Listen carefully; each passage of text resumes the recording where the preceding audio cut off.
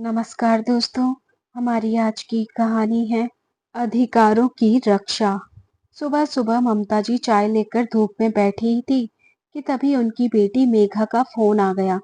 Phone उठाते ही मेघा ने खुशी से बताया कि माँ, सागर को उसी शहर में नौकरी मिल गई है जहाँ आप रहती हैं। ये सुनकर ममता जी भी बहुत खुश हो गई। सोचा कि अब मेरी बेटी मेरे पास रहेगी, हम साथ रहेंगे, मेरा अकेलापन दूर हो जाएगा और मैं अपनी बेटी की देखभाल भी कर पाऊंगी। ये सोचकर उन्होंने कहा, एक काम करना बेटा, तुम लोग किराए के घर में क्यों रहना, अपने घर में जगह है, 3 बेडरूम है, तुम दोनों आराम से रह सकते हो। मेघा को भी ये बात पसंद आई और उसने हामी भर दी। पास में बैठे हुए उनके दामाद सागर ने भी हामी भरते हुए कहा, हाँ मम्मी जी, ये बहुत अच्छा रहेगा, हम आपके साथ रहेंगे और आपकी देखभाल भी कर लेंगे, आप अकेली नहीं रहेंगी। हाँ बेटा, बिल्कुल सही कहा आपने, ममता जी ने भी हंसते हुए कहा और खुश हो गई। अगले 2 दिन बाद ही बेटी दामाद ममता जी के पास रहने के लिए आ गए। लेकिन शुरुआत तो बहुत अच्छी थी।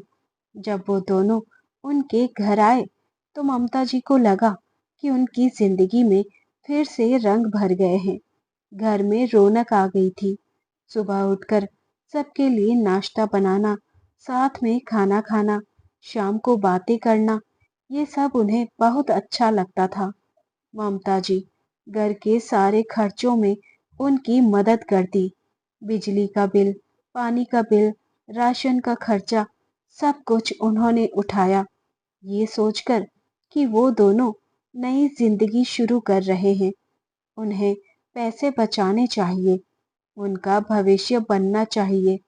शुरू के कुछ महीने बहुत अच्छे से बीते। मेघा माँ के साथ बहुत प्यार से बात करती थी। वो उनके साथ किचन में खाना बनाती। दोनों माँ बेटी साथ बैठकर टीवी देखती। सागर भी ऑफिस से आकर उनसे अच्छे से बात करता। लेकिन धीरे धीरे चीज बदलने लगी, बहुत सूक्ष्म तरीके से, इतना सूक्ष्म कि शुरुआत में उन्होंने ध्यान भी नहीं दिया। पहले तो छोटी छोटी बातें थी, जैसे कि सागर घर आकर सीधे अपने कमरे में चला जाता था और दरवाजा बंद कर लेता था, या फिर मेघा खाना बनाते वक्त उनसे कहती थी कि मम्मी, आप आराम करो, मैं बना लूंगी। लेकिन उसकी आवाज में वो गर्माहट नहीं रहती थी जो पहले होती थी। फिर धीरे धीरे ये बदलाव और साफ होने लगा। अब वो दोनों ज्यादातर वक्त अपने कमरे में बिताते थे। ममता जी से बातचीत कम होने लगी। जब वो कुछ पूछती तो एक शब्द में जवाब मिलता था। खाना भी अब अलग अलग खाया जाने लगा। पहले जहाँ तीनों साथ बैठकर खाना खाते थे, वहां अब सागर ऑफिस से आते ही कहता कि मुझे ऑफिस का काम है, मैं कमरे में ही खा लूंगा। और मेघा भी उसके साथ ही कमरे में ही चली जाती थी। ममता जी अकेली रसोई में या डाइनिंग टेबल पर बैठकर खाना खाती और सोचती कि ये क्या हो रहा है, क्या मैंने कुछ गलत किया है, क्या मैं उनके बीच में आ रही हूँ। उन्होंने कई बार बेटी से बात करने की कोशिश की कि बेटा, क्या बात है, क्या सब ठीक है, क्या तुम लोग खुश हो यहाँ रहकर। तो मेघा कहती है, हाँ माँ, सब ठीक है, बस ऑफिस का काम बहुत है, सागर को प्रेशर है, इसलिए वो थोड़ा टेंशन में रहता है। लेकिन उन्हें लगता था कि बात सिर्फ इतनी ही नहीं, कुछ और भी थी जो वो उन्हें बता नहीं रही थी। वो अपनी बेटी को बचपन से जानती थी। उसकी आंखों में, उसकी आवाज से पढ़ सकती थी कि कुछ तो गड़बड़ है। महीने गुजरते गए और स्थिति और खराब होती गई। अब तो खुलकर ममता जी को अनदेखा किया जाने लगा। वो जब भी किसी चीज के बारे में सुझाव देती तो सागर चिढ़ जाता था। एक बार उन्होंने कहा कि बेटा, बिजली का बिल बहुत आ रहा है, शायद हमें ऐसी कम चलानी चाहिए। तो उसने बहुत रूखे लहजे में कहा, मम्मी जी, आप परेशान मत होइए, बिल हम भर देंगे। लेकिन उसके लहजे में इतनी कटुता थी कि ममता जी को बहुत बुरा लगा। उन्होंने सोचा कि शायद उन्हें नहीं बोलना चाहिए था। कुछ दिन बाद ममता जी की कुछ सहेलियां घर पर आई। वो तीनों बैठकर चाय पी रही थी। तभी सागर ऑफिस से आया। उसने उन्हें देखा और बिना कुछ बोले सीधे अपने कमरे में चला गया। ये देखकर ममता जी की सहेलियों को भी थोड़ा अजीब लगा। एक ने धीरे से पूछा, ममता, सब ठीक है ना? तो उन्होंने हंसकर टाल दिया। लेकिन अंदर ही अंदर ममता जी को भी बहुत बुरा लग रहा था।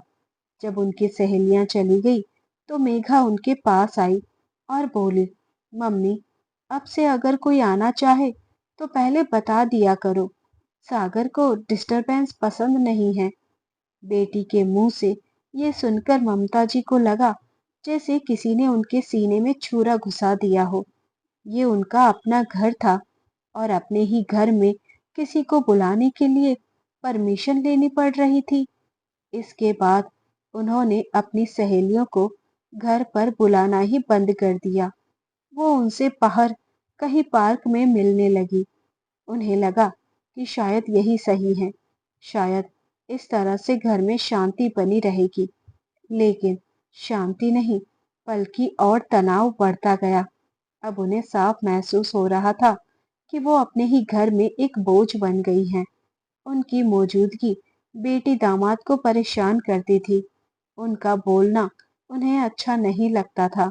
उनका वहां होना उनकी आजादी में रुकावट था।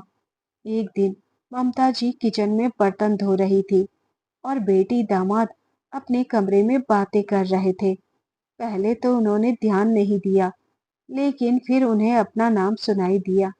सागर कह रहा था कि यार, ये सिचुएशन अब हैंडल नहीं हो रही। हर वक्त घर में कोई ना कोई मौजूद रहता है। हमारी कोई प्राइवेसी नहीं है। देखो, हमें अपना घर चाहिए, अपनी जगह चाहिए। यहाँ हमेशा ये फीलिंग रहती है कि हम किसी के घर में रह रहे हैं। ये सुनकर ममता जी के हाथ से बर्तन गिरते गिरते बचे। उन्होंने नल बंद कर दिया और वहीं खड़ी होकर सुनने लगी। तभी मेघा ने कहा, लेकिन सागर, ये मेरी मम्मी है। मैं क्या करूं? मैं समझता हूँ, लेकिन हमें भी अपनी जिंदगी जीने का हक है ना। उस दिन ममता जी रात भर सो ही नहीं पाई। वो अपने बिस्तर पर लेटी रही और सोचती रही कि क्या करूं? ये मेरा अपना घर है। मेरे पति ने इसे बनाया था। मैंने इसमें अपनी जिंदगी के सबसे खूबसूरत पल बिताए हैं और अब उन्हें इसी घर में ऐसा महसूस हो रहा था जैसे वो कोई अजनबी है। उन्होंने अपनी बेटी को अपने घर में बुलाया था क्योंकि वो चाहती थी कि वो उनके पास रहे, सब साथ रहे। लेकिन अब उन्हें लग रहा था कि शायद ये उनकी सबसे बड़ी गलती थी। अगले कुछ हफ्तों में उन्होंने खुद को और भी ज्यादा सिमटा लिया। वो ज्यादातर अपने कमरे में ही रहने लगी। सुबह जल्दी उठकर चाय बना लेती और अपने कमरे में ही पी लेती, ताकि किचन में उनके आने से पहले वो बाहर निकल जाए। उन्होंने टीवी देखना भी बंद कर दिया क्योंकि लिविंग रूम में बैठने से बेटी दामाद को असुविधा होती थी। इसलिए वो अब अपने कमरे में ही अपने मोबाइल फोन पर कुछ देखती रहती, किताबें पढ़ती रहती। उनकी पूरी जिंदगी अब एक कमरे में सिपट गई थी। वो अपने ही घर में एक कैदी की तरह रहने लगी। एक दिन ममता जी की सहेली सुमन का फोन आया और वो बोली, ममता, कैसी हो? बहुत दिन हो गए मिले हुए। चलो कहीं घूमने चलते हैं। तो ममता जी ने कुछ सोचकर कहा, हाँ सुमन, तुम ठीक कह रही हो। हमें कहीं जाना चाहिए। ठीक है, हम 4-5 दिन की ट्रिप पर चलते हैं। कुछ देर बातें करने के बाद फोन रख दिया और ममता जी सोचने लगी कि शायद उन्हें कुछ दिनों के लिए घर से दूर जाना चाहिए। शायद इससे उनका मन हल्का हो जाएगा और बेटी दामाद को भी अपनी प्राइवेसी मिल जाएगी। उन्होंने जब ये बात अपनी बेटी मेघा से कही तो वो बोली, ठीक है मम्मी, एंजॉय करना। लेकिन उसकी आवाज में कोई चिंता नहीं थी। ऐसा लगा जैसे उसे राहत मिली हो। सागर ने भी बस हाँ में सिर हिला दिया। ये देखकर ममता जी को बुरा तो लगा, लेकिन उन्होंने खुद को समझाया कि शायद ये सबके लिए अच्छा है। उन्हें भी ब्रेक चाहिए और बेटी दामाद को भी। अगले दिन उन्हें जाना था तो अपनी पैकिंग करने के लिए जल्दी काम खत्म किया और कमरे में आ गई। कुछ देर बाद सूटकेस तैयार कर सोने लगी तो देखा पानी नहीं है, इसलिए पानी लेने के लिए रसोई घर में जा ही रही थी कि तभी बेटी दामाद की आवाज सुनकर वहीं रुक गई। मेघा कह रही थी, लेकिन सागर, ये सही नहीं है। तो सागर बोला, देखो मेघा, सही गलत की बात मत करो। हमें अपने बारे में सोचना है। हम कब तक ऐसे ही रहेंगे? ये घर बहुत अच्छा है, अच्छे इलाके में है, इसकी वैल्यू भी अच्छी है, हमें इसकी जरूरत है। लेकिन सागर, ये मेरी मम्मी का घर है, मैं उनके साथ ऐसा नहीं कर सकती। ये सुनकर सागर ने थोड़ी ऊंची आवाज में कहा, तुम्हारी मम्मी को वैसे भी अपनी पेंशन मिलती है, उनके पास बचत है, वो कहीं और रह सकती है, एक छोटे से फ्लैट में। लेकिन ये घर हमारा होना चाहिए, हमें इसकी जरूरत है। ये सुनकर ममता जी के पैरों तले जमीन खिसक गई। उन्होंने सुना था, लेकिन विश्वास नहीं हो रहा था। क्या वो सच में ही सुन रही हैं? क्या उनका दामाद सच में ऐसी बातें कर रहा है? उनके हाथ कांपने लगे, उनका दिल बहुत तेजी से धड़कने लगा। वो वहीं खिड़की के पास खड़ी रही और सुनती रही। तभी मेघा ने रोते हुए कहा, देखो सागर, वो मेरी माँ है, मैं उनके साथ ऐसा नहीं कर सकती। उन्होंने हमें अपने घर में रहने दिया, हमारा ख्याल रखा, हमारे खर्चों में मदद की। मैं उनके साथ धोखा नहीं कर सकती। लेकिन सागर ने बहुत ठंडे लहजे में कहा, धोखा नहीं है, ये प्रैक्टिकल सोच है। देखो, हमें अपना बिजनेस शुरू करना है, हमें पैसों की जरूरत है। इस घर को हम बेच सकते हैं या फिर लोन ले सकते हैं, इससे हमें अच्छा पैसा मिल जाएगा। और तुम्हारी माँ के पास भी तो पेंशन है, वो भी हमें मिलनी चाहिए। हम उनका ख्याल रखेंगे, बस थोड़ा एडजस्ट करना होगा। ये सुनकर ममता जी की आंखों से आंसू बहने लगे। उनके अपने बेटी दामाद उनके पीठ पीछे ऐसी योजना बना रहे हैं, उनका घर छीनना चाहते हैं, उनकी पेंशन छीनना चाहते हैं, जिस घर को उनके पति ने अपने खून पसीने से बनाया था, वो उनसे छीनना चाहते हैं। ममता जी ने अपने आंसू पोंछते हुए फिर से ध्यान दिया कि उनके बेटी दामाद के दिमाग में और क्या क्या चल रहा है। तभी सागर ने कहा, देखो, मेरा ये ट्रिप बहुत अच्छा मौका है। तुम्हारी माँ 3 दिन के लिए बाहर जा रही है, हम इस बीच में कुछ काम कर सकते हैं। मैंने एक वकील से बात की है, वो कह रहा था कि तुम्हारी माँ की सहमति से या फिर किसी तरह से पावर ऑफ अटर्नी मिल जाए तो हम घर को अपने नाम पर ट्रांसफर करवा सकते हैं। फिर हम लोन भी दे सकते हैं या बेच भी सकते हैं। लेकिन सागर, माँ कभी पावर ऑफ अटर्नी नहीं देगी। वो समझदार है, वो जानती है कि ये उनका घर है। मेघा ने धीरे से कहा। तो सागर बोला, वो दे देंगी, हमें बस सही तरीके से समझाना होगा। हम उन्हें बोल सकते हैं कि ये सिर्फ फॉर्मेलिटी है, ताकि अगर कभी कोई इमरजेंसी हो तो हम उनकी मदद कर सके। बुढ़े लोग इमोशनल हो जाते हैं, वो मान जाएंगे। और एक बार पावर ऑफ अटर्नी मिल गई तो बाकी का काम आसान है। ये सब सुनते सुनते ममता जी पत्थर हो गई। ये कोई छोटी मोटी बात नहीं थी, एक पूरी साजिश थी, एक पूरा प्लान था जो उनके खिलाफ बनाया जा रहा था। उन्होंने कभी सोचा भी नहीं था कि उनकी अपनी बेटी उनके साथ ऐसा कर सकती है, लेकिन शायद वो मजबूर थी। शायद सागर ने उसे इतना प्रभावित कर दिया था कि वो सही गलत में फर्क भी नहीं कर पा रही थी। या फिर शायद वो भी उतनी ही लालची हो गई थी जितना उसका पति। ममता जी को कुछ समझ नहीं आ रहा था। सोच रही थी कि क्या करूं, अंदर जाऊं और उन्हें बताऊं कि उन्होंने सब कुछ सुन लिया है। लेकिन फिर सोचा, नहीं, अगर उन्हें ये बता दिया तो वो अपनी बातों से मुकर जाएंगे और फिर सावधान हो जाएंगे। इसलिए मुझे पहले अपनी प्रॉपर्टी की सुरक्षा करनी होगी। ये सोचकर चुपचाप ममता जी अपने कमरे में आ गई और बहते आंसुओं के साथ सोचने लगी कि मुझे ये ट्रिप कैंसिल करनी होगी, वरना पीछे से ये लोग कुछ भी कर सकते हैं। अगले दिन सुबह ममता जी ने जाने का बहाना किया और अपना सूटकेस उठाकर अपनी बेटी मेघा से कहा कि मैं निकल रही हूँ। तो उसने बस बाय कहा और अपने काम में लग गई। बाहर निकलकर ममता जी ने अपनी सहेली सुमन को फोन किया और उन्हें बताया कि कुछ इमरजेंसी आ गई है, इसलिए मैं नहीं जा पाऊंगी। उन्होंने कारण पूछा, लेकिन ममता जी ने बाद में बताऊंगी कहकर फोन रख दिया और फिर अपना सूटकेस लेकर अपने पति के दोस्त राम प्रसाद जी के घर चली गई। राम प्रसाद जी एक रिटायर्ड वकील थे। उन्हें पता था कि वो उनकी मदद कर सकते हैं। जब ममता जी राम प्रसाद जी के घर पहुंची तो अचानक उन्हें देखकर राम प्रसाद जी ने कहा, आइए बहन जी, बैठिए। भाई साहब, मुझे आपकी मदद चाहिए। ममता जी ने गंभीर स्वर में कहा। तो राम प्रसाद जी थोड़ा चिंतित होते हुए बोले, बताओ क्या हुआ। ममता जी ने उन्हें सब कुछ बता दिया, जिसे सुनकर राम प्रसाद जी ने कहा, बहन जी, बहुत गंभीर मामला है।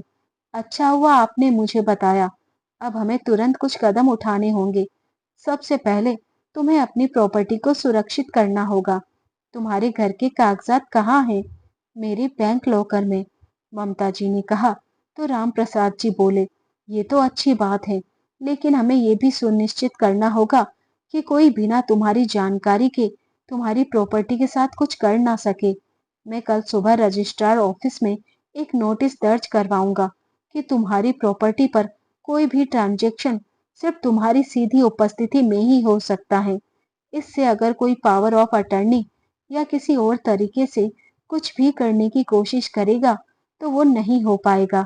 ये सुनकर ममता जी ने राहत की सांस ली और बोली, धन्यवाद भाई साहब, तुम्हारी मदद से मुझे थोड़ा सहारा मिल रहा है। तभी राम प्रसाद जी ने कहा, तुम्हारे बैंक अकाउंट, फिक्स्ड डिपॉजिट्स, सब कुछ सुरक्षित करना होगा। कल हम बैंक जाएंगे और सभी अकाउंट्स में नॉमिनेशन चेंज करवाएंगे। अभी तुमने अपनी बेटी को नॉमिनी बनाया होगा, हम उसे बदल देंगे या फिर एक ट्रस्ट बना देंगे ताकि तुम्हारे पैसे पर सिर्फ तुम्हारा कंट्रोल रहे। और एक बात, तुम्हें अब घर वापस जाना होगा, लेकिन ऐसे जाना होगा जैसे कुछ हुआ ही ना हो। तुम उन्हें ये नहीं बताना कि तुमने उनकी बातचीत सुनी है। तुम्हें नॉर्मल रहना होगा ताकि वो सस्पेक्ट ना करें। और इस बीच में हम सारे कानूनी काम पूरे कर लेंगे। जब सब कुछ सुरक्षित हो जाएगा तब तुम उनसे सामना कर सकती हो। ये सुनकर ममता जी ने हाँ में सिर हिलाया और उनका धन्यवाद कर अपने घर के लिए निकल गई। रास्ते भर खुद को तैयार करती रही कि मुझे मजबूत रहना है। बेटी दामाद को ये नहीं दिखाना है कि मुझे सब पता चल गया। ये सब सोचते हुए ममता जी जब घर पहुंची तो मेघा किचन में थी।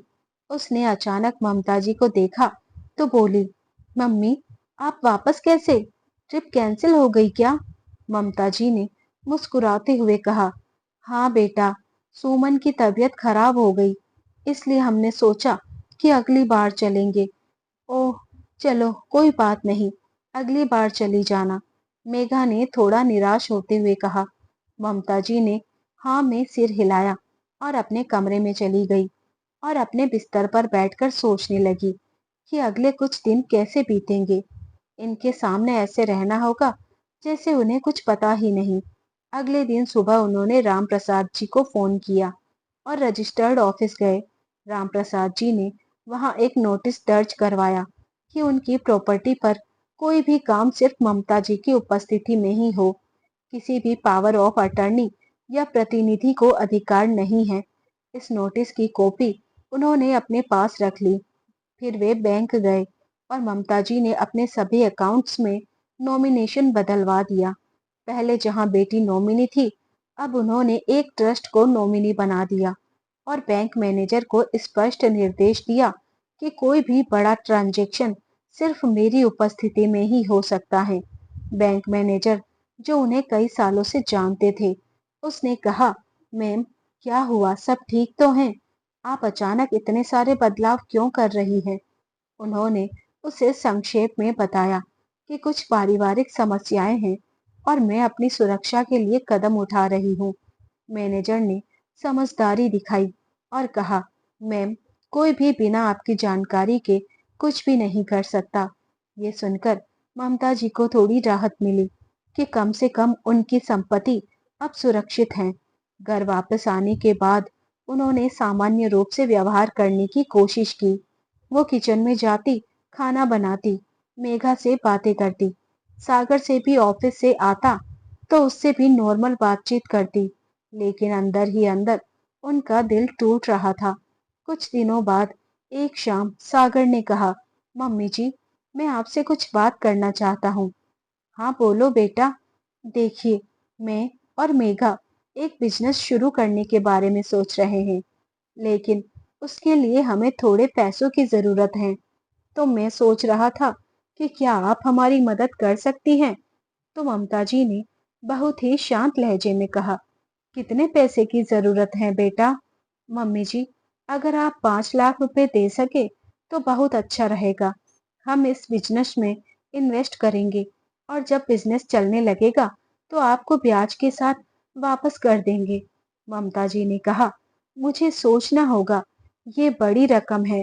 मैं अपने बैंक मैनेजर से बात करूंगी और फिर बताऊंगी।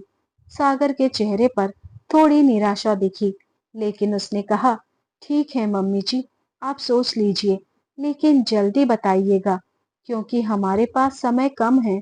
ममता जी ने हाँ में सिर हिलाया और अपने कमरे में चली गई। उन्हें पता था कि अब उनकी योजना शुरू हो गई है। पहले पैसे मांगेंगे, फिर घर के लिए पावर ऑफ अटर्नी मांगेंगे, लेकिन उन्हें क्या पता था कि वो पहले से ही सब कुछ सुरक्षित कर चुकी हैं। कुछ दिन और बीते। सागर ने फिर से पैसों के बारे में पूछा तो ममता जी ने कहा, मैंने बैंक मैनेजर से बात की है, लेकिन वो कह रहे हैं कि अभी फिक्स डिपॉजिट तोड़ना ठीक नहीं रहेगा, पेनल्टी लगेगी। इसलिए मैं थोड़ा इंतजार करना चाहती हूँ। सागर को ये सब पसंद नहीं आया। उसके चेहरे पर गुस्सा साफ दिख रहा था, लेकिन उसने सिर्फ इतना कहा, ठीक है, लेकिन जल्दी सोचिएगा, हमारा प्लान डिले नहीं होना चाहिए। फिर 2 दिन बाद सागर ने एक और चाल चली। उसने कहा, मम्मी जी, हम सोच रहे थे कि क्यों ना घर के कागजात मेरे और मेघा के नाम पर कर दिए जाएं, मतलब ज्वाइंट ओनरशिप। इससे फ्यूचर में अगर कोई प्रॉब्लम हो तो हम आसानी से हैंडल कर सकते हैं। आप तो बूढ़ी हो रही हैं, कभी कोई इमरजेंसी आ जाए तो हम आपकी मदद कर सकते हैं। ममता जी अंदर ही अंदर मुस्कुराई और बोली, सागर, ये तो बहुत बड़ा फैसला है, मुझे सोचना होगा। मैं अपने वकील से बात करूंगी और फिर बताऊंगी। सागर ने कहा, वकील की क्या जरूरत है, ये तो फैमिली मैटर है, हम आपस में ही डिसाइड कर सकते हैं।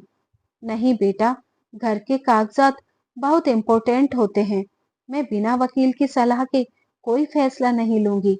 ये मेरे पति का बनाया हुआ घर है, मुझे सोच समझ कर कदम उठाना होगा। सागर का चेहरा तमतमा गया, लेकिन वो कुछ नहीं बोल सका। उसने बस इतना कहा, ठीक है, आप सोच लीजिए, लेकिन बहुत लंबा मत खींचिएगा। उस रात ममता जी ने मेघा को अपने कमरे में बुलाया और बोली, बेटा, क्या तुम खुश हो? सच बताओ। तो मेघा उन्हें हैरानी से देखते हुए बोली, हाँ मम्मी, मैं खुश हूँ। क्यों पूछ रही हो? बस ऐसे ही। मुझे लगता है कि तुम्हें कुछ परेशानी रहती हो, कुछ छुपाती हो। मेघा ने कहा, नहीं मम्मी, ऐसा कुछ नहीं है, सब ठीक है। लेकिन उसकी आंखों में वो डर, वो झूठ था जो ममता जी समझ गई थी कि वो झूठ बोल रही है। शायद सागर ने उसे डरा रखा था। मेघा अपने कमरे में चली गई तो ममता जी बिस्तर पर लेटकर सोचने लगी कि अब सही समय आ गया है। उनकी प्रॉपर्टी सुरक्षित हो गई है। अब उन्हें उनका सामना करना था। अब उन्हें बताना था कि उन्हें सब पता है। अब उन्हें दिखाना था कि वो कोई कमजोर बुढ़ी औरत नहीं है जिसे आसानी से बेवकूफ बनाया जा सके। अगले दिन ममता जी ने राम प्रसाद जी को फोन किया और उसे सब कुछ बताया कि कैसे सागर उनसे पैसे मांग रहा है और घर के कागजात अपने नाम करवाने की कोशिश कर रहा है। तो रामप्रसाद जी ने कहा, बहन जी, अब तुम्हें उनसे सामना करना होगा, लेकिन अकेले नहीं, मैं तुम्हारे साथ रहूंगा। हम एक मीटिंग रखेंगे, सभी कागजात लेकर आएंगे और उन्हें बताएंगे कि तुम सब जानती हो। ममता जी ने कहा, ठीक है, चलो कल ही ये काम निपटा देते हैं। तो राम प्रसाद जी बोले, ठीक है, कल मैं तुम्हारे घर आऊंगा। तुम्हें सागर और मेघा दोनों को घर पर ही रखना है। अगली सुबह ममता जी ने मेघा से कहा, आज शाम को एक जरूरी मीटिंग है, सागर को भी घर रहने के लिए बोल दो। मेरे वकील आ रहे हैं कुछ कागजात के लिए। ये सुनकर मेघा ने पूछा, कौन से कागजात? तो ममता जी बोली, घर के कागजात। सागर ने तो कहा था ना कि ज्वाइंट ओनरशिप की बात करनी है, तो मैंने सोचा कि वकील को बुला लेती हूँ, सब साथ बैठकर बात कर लेंगे। मेघा के चेहरे पर खुशी की लहर दौड़ गई। उसने तुरंत सागर को फोन किया और बताया, तो सागर भी शाम को घर रहने के लिए तैयार हो गए। उन्हें लगा कि अब उनकी योजना सफल होने जा रही है। शाम को 5 बजे राम प्रसाद जी उनके घर आए। उनके साथ एक और वकील था जो डॉक्यूमेंट के विशेषज्ञ थे। वो तीनों लिविंग रूम में बैठे थे। तभी सागर और मेघा भी आकर बैठ गए। सागर के चेहरे पर एक अजीब सी मुस्कुराहट थी, जैसे उसे लग रहा था कि आज उसका काम बन जाएगा। तभी राम प्रसाद जी ने बैग खोला और कुछ कागजात निकाले। फिर उसने सागर की तरफ देखा और कहा, सागर, मुझे समझ आया है कि तुम ममता जी के घर को अपने नाम पर करवाना चाहते हो। क्या ये सच है? सागर ने थोड़ा हैरान होकर कहा, जी हाँ, लेकिन ये ज्वाइंट ओनरशिप है, सिर्फ मेरे नाम पर नहीं, इनकी बेटी मेघा के नाम पर भी, और मम्मी जी का नाम भी रहेगा। हम सब साथ में ओनर होंगे। ठीक है, लेकिन मुझे एक बात समझनी है कि तुम ये क्यों करना चाहते हो? रामप्रसाद जी ने पूछा। तो सागर ने कहा, देखिए सर, मम्मी जी बूढ़ी हो रही हैं। अगर भविष्य में कोई इमरजेंसी आई तो हम उनकी मदद कर सके, इसलिए बेहतर होगा कि हम सबके नाम पर हो। रामप्रसाद जी ने मुस्कुराते हुए कहा, बिल्कुल अच्छी सोच है, लेकिन एक बात बताओ, क्या तुमने कभी सोचा है कि ममता जी क्या चाहती हैं? सागर थोड़ा असहज हो गया। उसने कहा, सर, हमने तो मम्मी जी से बात की है, वो भी मान गई हैं, इसीलिए तो आज ये मीटिंग है। रामप्रसाद जी ने ममता जी की तरफ देखा और बोले, ममता जी, क्या आप सच में ये चाहती हैं? तो ममता जी ने एक लंबी सांस ली। ये वो पल था जिसका वो इंतजार कर रही थी। उन्होंने सागर और मेघा दोनों की तरफ देखा और फिर बहुत ही शांत लहजे में कहा, नहीं, मैं ये नहीं चाहती, और मैं तुम दोनों की सारी योजनाओं के बारे में जान चुकी हूँ। कमरे में सन्नाटा छा गया। सागर का चेहरा पीला पड़ गया। मेघा ने हैरानी से उनकी तरफ देखा और बोली, मम्मी, आप ये क्या कह रही हैं?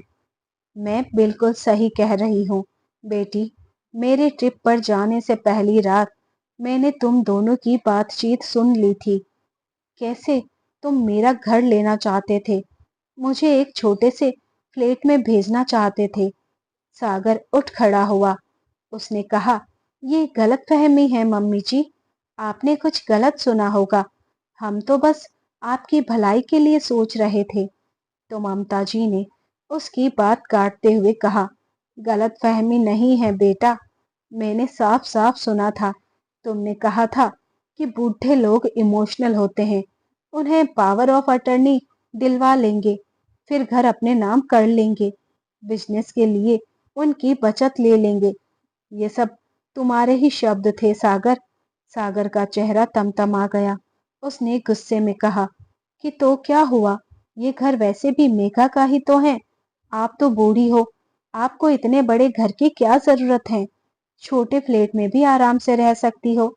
मेघा ने सागर को रोकने की कोशिश की, लेकिन सागर ने उसकी बात नहीं सुनी और बोला, लेकिन हमें भी अपनी जिंदगी जीने का हक है, हमें अपना बिजनेस शुरू करना है, हमें पैसों की जरूरत है और आपके पास तो वैसे भी सब कुछ है, पेंशन है, बचत है, तो थोड़ी मदद कर देंगी तो क्या गलत हो जाएगा। ममता जी ने उसकी बात सुनी और फिर बहुत ही ठंडे लहजे में कहा, गलत ये है सागर कि तुम मुझसे झूठ बोल रहे हो, तुम मुझे बेवकूफ समझ रहे हो, तुम मेरे साथ धोखा करने की कोशिश कर रहे हो। तभी राम प्रसाद जी ने अपने कागजात मेज पर रखे और बोले, सागर, ममता जी ने पहले ही सारे कदम उठा लिए हैं। उनकी प्रॉपर्टी पर रजिस्ट्रार ऑफिस में नोटिस दर्ज है कि कोई भी ट्रांजैक्शन सिर्फ उनकी उपस्थिति में ही हो सकता है। किसी भी पावर ऑफ अटर्नी को मान्यता नहीं है। उनके सभी बैंक अकाउंट्स में नॉमिनेशन बदल दिया गया है। मेगा अब नॉमिनी नहीं है। सभी फिक्स्ड डिपॉजिट सुरक्षित हैं और सिर्फ ममता जी ही उन्हें एक्सेस कर सकती हैं। तो अब तुम्हारी कोई भी योजना काम नहीं करेगी। सागर गुस्से से भर गया और चिल्लाकर बोला, ये एक धोखा है। मम्मी जी, इस घर पर तो मेघा का हक है, आप ऐसा नहीं कर सकती। ममता जी ने शांति से कहा, ये घर मेरा है, मेरे पति ने इसे बनाया था, ये मेरी प्रॉपर्टी है और मैं जब तक जिंदा हूँ तब तक ये मेरा ही रहेगा। अगर मैं चाहूँ तो मेघा को विरासत में दूंगी, लेकिन ये मेरा फैसला होगा, तुम्हारी योजनाओं के हिसाब से नहीं। सागर ने मेघा की तरफ देखा और बोला, तुम कुछ नहीं बोलोगी? ये तुम्हारी माँ है। तो मेघा की आंखों में आंसू आ गए। वो कुछ नहीं बोली, बस चुपचाप बैठी रही। तभी राम प्रसाद जी ने कहा, सागर, मैं तुम्हें सलाह दूंगा कि तुम शांति से ये स्थिति स्वीकार करो। ममता जी ने तुम लोगों को अपने घर में रहने दिया, तुम्हारे खर्चों में मदद की, और तुमने उनके साथ क्या किया? उनकी पीठ पीछे उनकी संपत्ति हड़पने की योजना बनाई। ये बहुत ही गलत है। अगर ममता जी चाहे तो तुम पर केस भी कर सकती हैं, लेकिन वो अभी भी तुम्हें मौका दे रही है। सागर ने कहा, कैसा मौका? तो राम प्रसाद जी बोले, मौका ये है कि तुम सम्मान से यहाँ से चले जाओ, अपनी गलती मान लो और एक नई शुरुआत करो। अब सागर को समझ आ गया कि अब उसकी कोई चाल काम नहीं करेगी। उसने गुस्से में कहा, ठीक है, हम चले जाएंगे, लेकिन याद रखिएगा, आपने अपनी बेटी से उसका हक छीन लिया है। ममता जी ने कहा, मैंने कोई हक नहीं छीना, मैंने सिर्फ अपने हक की रक्षा की है। और अगर मेघा सच में मुझसे प्यार करती है तो वो समझेगी कि मैंने जो किया वो सही था। सागर का गुस्सा सातवें आसमान पर था। उसने मेघा को देखा और बोला, चलो हम यहाँ से निकलते हैं। लेकिन मेघा नहीं उठी, वो वहीं बैठी रही। उसकी आंखों से आंसू बह रहे थे। तो सागर ने उसका इंतजार नहीं किया और वहां से चला गया। उसके जाते ही मेघा फूट फूट कर रोने लगी, मम्मी, मुझे माफ कर दो, मुझे नहीं पता था कि ये सब इतना बिगड़ जाएगा। सागर ने मुझे बहुत प्रभावित किया। उसने कहा कि हम सिर्फ अपना भविष्य सुरक्षित कर रहे हैं। मुझे नहीं लगा था कि ये गलत है।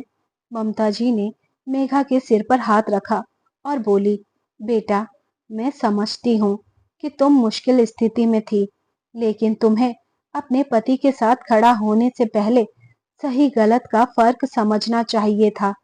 मैं तुम्हारी माँ हूँ, मैंने तुम्हें जन्म दिया, तुम्हें पाला पोसा, और तुम मेरे साथ ऐसा करने चली थी। मम्मी, मैं जानती थी कि ये गलत है, इसीलिए तो मैं सागर से बार बार मना कर रही थी, लेकिन वो मानता ही नहीं था। वो कहता था कि अगर मैं उसका साथ नहीं दूंगी तो वो मुझे छोड़ देगा। मुझे डर था कि मैं अकेली रह जाऊंगी, इसलिए मैं चुप रही। ये सुनकर ममता जी बोली, बेटी, डर की वजह से गलत काम करना कभी सही नहीं होता। तुम्हें अपनी आवाज उठानी चाहिए थी। तुम्हें मेरे पास आकर सब कुछ बताना चाहिए था, लेकिन तुमने ऐसा नहीं किया। तुमने मुझे अकेला छोड़ दिया, उस स्थिति में जहां मुझे खुद अपनी रक्षा करनी पड़ी। कहते हुए ममता जी की आंखें भर आई। तो मेघा ने कहा, मुझे माफ कर दो मम्मी, मैं फिर कभी ऐसी गलती नहीं करूंगी। तभी ममता जी ने मेघा के सिर पर हाथ रखा और बोली, बेटा, मैंने तुम्हें माफ किया, लेकिन ये आखिरी मौका है। अगर तुमने फिर कभी मेरे साथ ऐसा किया तो भूल जाना कि मैं तुम्हारी माँ हूँ। रामप्रसाद जी और दूसरे वकील की भी आंखें भर आई। बहन जी, आपने बहुत अच्छा किया, अपने अधिकारों की रक्षा की और साथ ही अपनी बेटी को भी सही रास्ता दिखाया। रामप्रसाद जी ने कहा तो ममता जी भी उनका धन्यवाद करते हुए बोली, भाई साहब, ये सब आपकी मेहरबानी है, वरना आपकी मदद के बिना शायद मैं कुछ भी नहीं कर पाती। कुछ देर बाद रामप्रसाद जी और उनके वकील चले गए तो मेघा ने कहा, मम्मी, अब मैं क्या करूं? क्या मुझे सागर के पास जाना चाहिए? तो ममता जी बोली, बेटी, ये तुम्हारा फैसला है। अगर तुम सागर के पास जाना चाहती हो तो जा सकती हो। इसके लिए मैं तुम्हें नहीं रोकूंगी, क्योंकि जिंदगी तुम्हें उसके साथ ही बितानी है। अगर मेरे पास रहोगी तो यहाँ रहने के भी कुछ नियम होंगे। तुम्हें अपनी जिम्मेदारी खुद उठानी होगी, अपने खर्चे खुद उठाने होंगे। इसलिए सागर के पास जाओ, क्योंकि पति के बिना भी जिंदगी अधूरी है। पर उसे समझाओ कि पैसे हड़पने से नहीं, मेहनत से आते हैं। तो मेघा ने हाँ में सिर हिलाया और अगले दिन अपने ससुराल चली गई। इसलिए दोस्तों, अपने अधिकारों को कमजोर मत समझिए। चाहे आप कितने भी बुढ़े क्यों ना हो जाएं, आपके पास जो है वो आपका है। कोई उसे आपसे छीन नहीं सकता। और अगर कोई छीनने की कोशिश करे तो हमें उसका सामना करना चाहिए। हमें अपने अधिकारों की रक्षा करनी चाहिए। इसलिए किसी पर भी अंधा विश्वास करके अपनी प्रॉपर्टी ना सौंपे। तो दोस्तों, ममता जी ने अपने बेटी दामाद के साथ सही किया या गलत, अपनी राय कमेंट बॉक्स में जरूर बताएं। कहानी अच्छी लगी हो तो प्लीज वीडियो को लाइक करें, शेयर करें और हमारे चैनल को सब्सक्राइब जरूर करें। मिलते हैं हम जल्द ही एक नई कहानी के साथ। तब तक आप अपना ख्याल रखिए। वीडियो को हाइप करना ना भूलें। धन्यवाद।